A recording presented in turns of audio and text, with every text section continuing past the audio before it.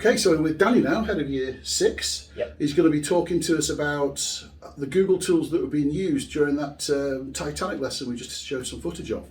So the kids had access to the Google slideshow that the teacher was using for his main resource. Yep. They had that on their own Chromebook that they could use just for that visibility, for that engagement. They were able to zoom in on bits they wanted to. Yeah. They also had a Jamboard going on, which they were using that to document the emotions of Eva Hart, who the teacher was talking about, a relative of his, and talking about the emotions at the different stages of the Titanic journey, and they were mapping that out collaboratively, adding and seeing what other people were getting through. Yeah. And they were also then on paper resource as well, so they had that in front of them to make the notes that they could then refer to that Jamboard and refer to that spreadsheet, that slides that was being used. Great. So it's essentially showing them some pictures of things, asking questions, getting them to discuss their answers together with their partners, and also put answers down on the post-it notes, working as sort of small teams, collaborating. Yeah, collaborating. It was throughout the class, but also with the partners. There was a real buzz in there, and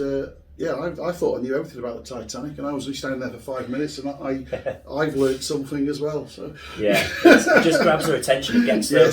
Yeah. It's that hands-on, they're active learning rather than sitting passively having information drift over them. Yeah, they're contributing to it constantly, which I think is the big thing with it. It is a huge thing, isn't it? And the skills they're going to gain from that are significant. You know, when they get into secondary school and further education and higher education and the workplace, it's brilliant to see such young children working as effectively as that. Yeah, and it's the highers and the lowers helping each other. The lowers might just put the one word where the highers give that bit more, and they're able to, we call it magpieing it, they steal it basically, and they can then use that in their own writing. They've seen it written, they've seen it written correctly by one of their peers. They can take that, use it, adapt it, and they're really good at doing that.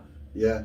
Oh, that's fabulous. Is there any other things you'd like to say, Danny, about sort of your use of Google? Because I know you... Yeah, we use it heavily in the classroom. It's big in writing. I found that my writing and the way I teach writing has changed hugely with it. Okay. And it's the process of how I teach it. Obviously, we start the same way. We look at key features, but then once we're getting into that final write is when I really bring the Chromebooks in. We always have a Jamboard we look at model texts, either on the classroom or on paper form, depending. I do a mix of that, so they can do that copy paste. Yeah. But they copy and paste, they get those good sentences, those ones that they like, and they can put it onto that Jamboard that they know this is good. Yeah. I can use this in my writing later on. So they will do that collaboratively. Yeah. And then when it comes to writing, they will have that to look through, to move the post-its, to go, I really like that sentence.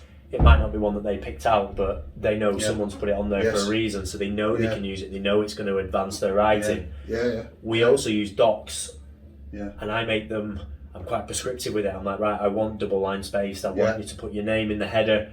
All these basic fundamental word processing skills that we don't really teach anymore. No. Are all coming back in. That's right. And they do that double line spacing. They set the font size. They set the header with the name on, and then they write. And what I found is they don't realise how much they're writing because it's typed. So I have to set a limit now of no more than 2 A4 pages. That's my maximum, because otherwise they can't copy it up in neat. There's just too much. It's too much for them to do later, and then from there they print that, but they will then submit it to me. So I've used it as an assignment. I will then give verbal feedback on that. So it's that I have an app note that I will go through, highlight, and actually leave. And I've found that kids don't like responding to written feedback. No. They don't want to read it, they don't want to respond to it, and also finding time. I'll never forget the red pen from we've changed to green, apparently that's nicer. Right. But they love responding to verbal feedback. And it's so prescriptive, it's so directed, but it's like I'm in 33 places at once, which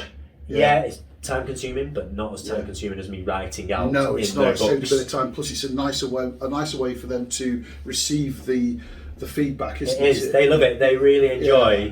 One, hearing how tired I sound at the end of a night, but also two, just that hearing them going, and they hear me read it. I read the text to them as they've written it, and I'm like, does that sound right? And they're very good at going, oh no, I need to put something in there, and I found that's been huge. And from that, they then have their printout, and they will then be able to edit onto their printout, which is double line space. They can read it for my ones that struggle with handwriting. It's clear, it's easier for them to read. They feel more inclined to edit and scribble on it when it's not their own hard labour of writing, because if they have done it so neatly. They're reluctant to write over it. They don't want to spoil what looks nice. It might not be particularly good quality, but to them it looks nice. Where printouts, they're happy. They love getting that purple pen, we call it. We polish with purple pen, and they love it. And then we write up in neat. So the handwriting's still coming in. We're still working on that because they have to write it, but also they have to write a lot more because they've already got enough to go at. So I found that process, using the Jamboard, using the classroom,